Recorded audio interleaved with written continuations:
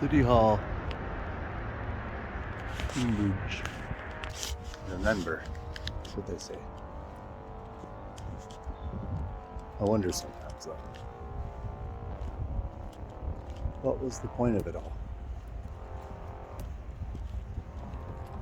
My great-grandfather, Jack Heffernan, at 14 years of age, to enlist to lie about his age, to escape the Glace Bay coal mines and certain death, went for the other option. Bit of shrapnel in his ass brought him home, luckily. The Highland Brigade he always thanked, I think, before bed. Scottish. Saved him. But what was it worth? Why did so many people not get the option to come home? Was it so that we could get have Starbucks? So that we could, or a gym? So that we could, unless we were afflicted with something evil, something dark, so that we could just be pampered and pamper ourselves? Drive SUVs until the brink of ecological collapse existed? Is that what our great-grandfathers died for, or suffered for, or risked their lives for? I don't know anymore. I think that the tokenization, though, of Remembrance Day is pretty fucking ludicrous some days, some years, but I do it anyways. I do it because I can't imagine sacrificing like that. I bet most of you can't either. I'm no better.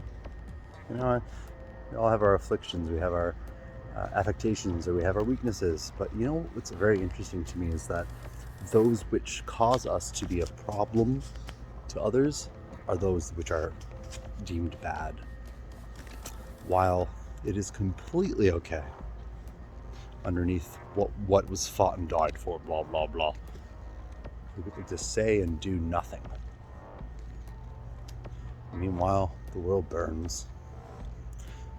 Canada as a nation has to recognize itself and check its fucking privilege. But I don't get the feeling that most people are even intent on getting the point or trying to some days. So that's why I rant.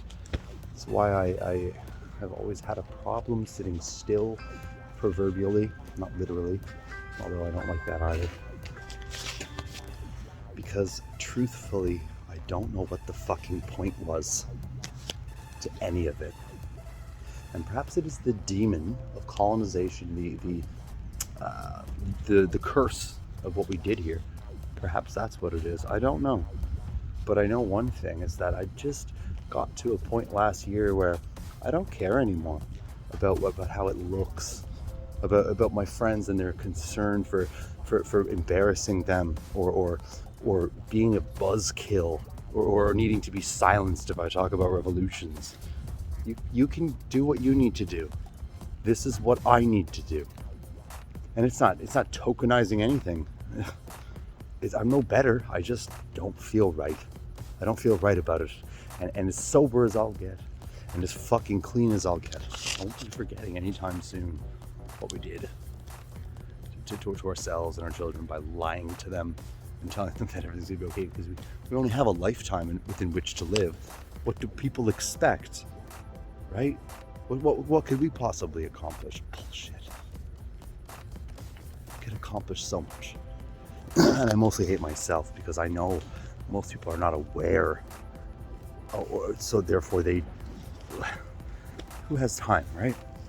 And I fucked my life up every step of the way, believe it or not, purposefully, because the harder the draw was from others to commit to a life that essentially was just pleasure and saving money for retirement and this and that and the other thing. Fuck that.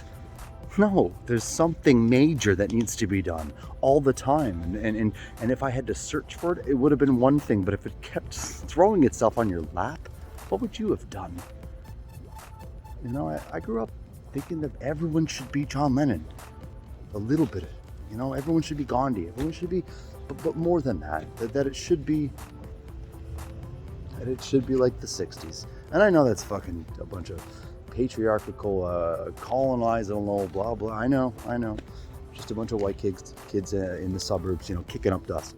But for me, it was the first sign of something that later on led me to the Zapatista, to Che Guevara, to the real change that can exist amongst very few people with very little power. And I never gave up on it, and I never will. And I think that the problem for me is, like many others, I self-medicated because I gave a shit too much about things that other people told me. Why the fuck do you care about that?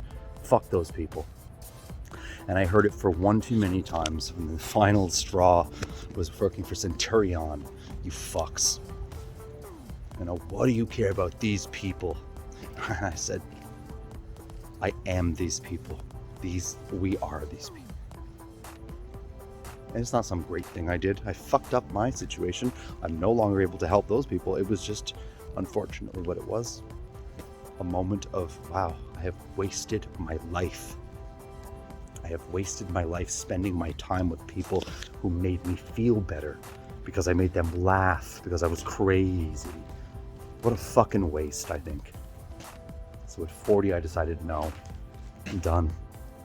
I'm done being easy for you to listen to. I'm done being easy to fucking pass off. Very quickly, the people in your life will either stick around and egg you on, or they'll prove to you the thing that you always feared, which is that you would lose them if you stood your ground.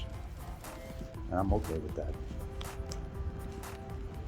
And I'm not Scott Heffernan, Scott Vickers, not crazy Vickers, not crazy Scott, not redheaded Scott, not fucking Ginge, not this, that, and the other thing. I am the person that I named. I am Dylan fucking Wixie. Not many of you understand that yet. But for me, any mental health issue, any biological issue, it's interchangeable with another, because you are an other. And I took, one in which people often see letters misplaced. And I thought, I love whistling. I think we should all have a good attitude when we can. I was whistling Dixie most of my life. So now I'm Dylan Wixie, which is a sort of inversion of the calm, cool, easy, collected type. So what you see before you isn't somebody who just finally went crazy. That word, by the way, such a shortcut to thinking. Go to school, learn some fucking new ones. I am the amalgamation of many different people that I have met. The sores on my chest are the sores of me not giving a shit about them for so many years. And I have come now into my own. And this is who I like being. And whether it's my mother or my partner or anybody who doesn't like it, I'll find a way to show you that this is the best version of me. The angry is justified. The world is fucked, sure, but it's not that it's just fucked. It's getting worse. And it's not just the way the fucking world is. I'm tired of hearing it. I just snapped, I guess. No. I learned. Nothing changes if you don't fight back. Nothing changes if you don't change inside. And I did that. And I'll continue to do that. While I have to do that, I'll go sober.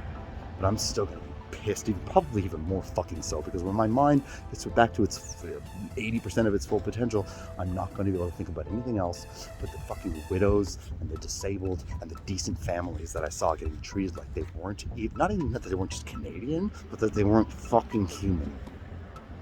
So don't tell me that you know what's what. That you've got your sports car, your leather jacket, your fucking your 401k and this and that makes you better. That makes you a decent human being. No, it just makes you another selfish cunt. And you're satisfied with that. So good, go fuck off and go do it. But I will be here, reminding you steadily and surely that you might believe in a soul someday, but it'll probably be too late by then. Dylan fucking Wixie. Go fuck yourselves. Just joking.